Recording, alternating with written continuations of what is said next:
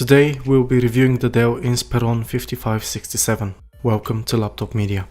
The laptop packs the new Intel 7th generation Kaby Lake processor and an AMD Radeon R7 M454 GPU. Interestingly, even the low-end configurations can be found with an IPS panel. But all of this later in our review. Let us start with the design. The lid features a glossy plastic finish, while the bottom piece is made of the usual black, slightly rough plastic, offering just a small vent opening in the middle for extra airflow. Quite surprisingly, the interior successfully mimics a brushed aluminum surface. It is pleasant to touch, doesn't attract fingerprints, and offers a fair amount of stability. We also have a big touchpad area with clicky and responsive mouse buttons. Overall, the touchpad experience is really good, with the small exception of the slight wobbling that we noticed. The keyboard, on the other hand, was accepted with some mixed feelings. The keys might be a bit too small for the taste of some users, which is compensated with some spacing between them. We got used to typing on it quite fast, and we especially like the clicky tactile feedback with a reasonable amount of key travel. The notebook uses a Full HD IPS panel. Viewing angles are excellent. We've recorded a decent maximum brightness on the panel of 280 nits, while the color temperature is really close to the optimal 6500K. The display covers about 58% of the sRGB color gamut, suggesting that the used IPS panel here is budget friendly. We develop unique profiles tailored for each individual laptop, and we'll show you just how easy they could be purchased and used to enhance your viewing ability. We recommend you the profile so you'd have a better usage of your laptop. Firstly, for working with Photoshop, CorelDRAW, or just overall usage of the laptop, we'd recommend the Office Work Web Design profile that will maximize the Inspiron 5567's color accuracy. You can see main and additional colors inside the sRGB gamut pre and post calibration. The Office Work Web Design profile has been created with a target color temperature equal to 6500K, 140 nits luminance, and a gamma set to 2.2. We tested the accuracy of the display with 24 commonly used colors. You can check out the results at factory condition and also with the Office Work Web Design profile.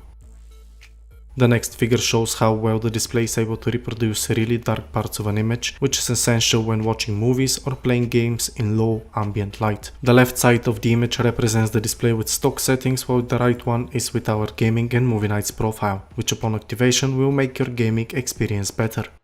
More information about the display profiles can be found in the description below.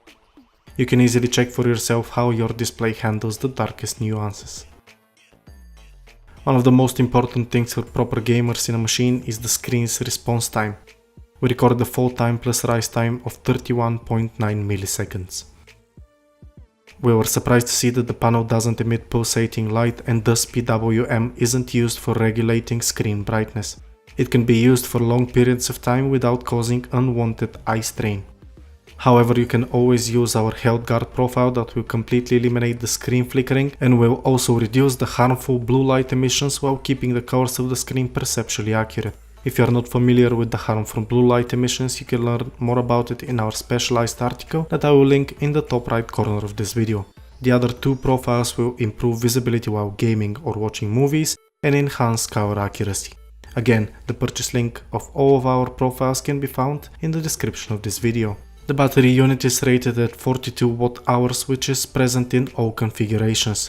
For average use and web browsing, it withstood for around 7 hours and 35 minutes, and the gaming battery test provided around 2 hours and 16 minutes of playtime. Since this is a low-end to mid-range laptop, we don't expect anything more than a 2.5-inch drive slot, and that's what we get here. The unit that we received sported a Toshiba 1TB hard drive. We were pleasantly surprised by the 2 RAM slots that the motherboard offers. Our unit came with a single SK Hynix 16GB DDR4 chip, and the other slot remains free for upgrade. An SSD slot was not present, but you can always change your optic device. The Core i7-7500U processor is part of the latest Intel Kaby Lake generation of CPUs, which is bringing much higher clock rates. Now the chip is clocked at 2.7 to 3.5 GHz. We compared the Inspiron 5567 with other notebooks with the same CPU. You can check the full review and more information about this CPU in the Laptop Media website.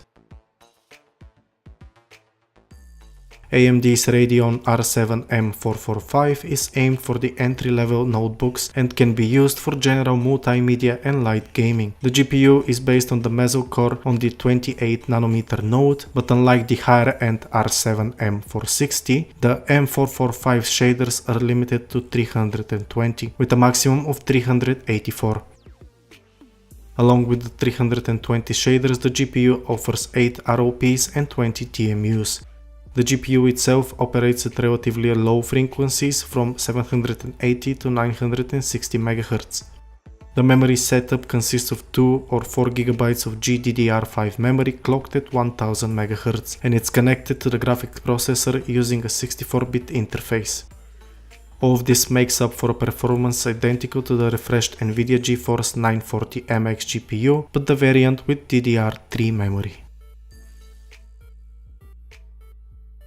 The extreme nature of the stress test that we perform isn't a good representation of the real-life use, but at the same time, it's the best way to determine the cooling capabilities and the stability of the system in the long run. We were quite surprised by the effectiveness of the cooling system when it comes to the CPU. The Core i7-7500U reached fairly low temperatures under full load and was able to utilize the maximum clock speed of 3.1 GHz for a while before dropping down to 2.9 GHz. This is how Turbo Boost works on the new Kaby Lake processors. On top of that, we could barely hear the system running. The cooling fans weren't spinning fast and thus almost no noise was emitted. But after running the GPU stress test, things changed rapidly. The GPU wasn't able to keep up at times. At first it kept its maximum operating frequency of 920 MHz and eventually went down to 780 MHz while reaching temperatures as high as 86 degrees Celsius. We suspect that not the cooling system is the problem here, but probably the GPU being the culprit. Still, such workloads are not normal for this kind of laptop and the general user shouldn't worry about thermal throttling or overheating. Despite the high inner temperatures, the surface around the keyboard remained fairly cool, with the only warm spots around the center of the keyboard and the upper part of the interior near the hinge. The Inspiron 5567 from Dell is probably one of the most balanced mid-range solutions currently on the market. It offers good build quality, excellent touchpad experience and a comfortable keyboard for typing, although the keys appear to be a bit small and will take some time getting used to. The highlight of the product is probably the IPS panel, although be careful when choosing your configuration because there are variants with TN HD panels as well. The lower price configuration of the notebook make it a direct competitor of the Lenovo IdeaPad 510, so it's hard for us to recommend one over the other. Both laptops have absolutely identical performance, even though AMD's solution supports GDDR5 memory and offers similar picture quality. However, the absence of PWM and a better battery life helps the Inspiron 5567 take the lead in this one. Thank you for watching Laptop Media. We have many more reviews waiting for you in our channel. Also consider subscribing so you always be up to date with the latest laptops, desktops, VR technologies, phones and everything our technological future will provide us. For more extensive information about this model and many more, visit laptopmedia.com.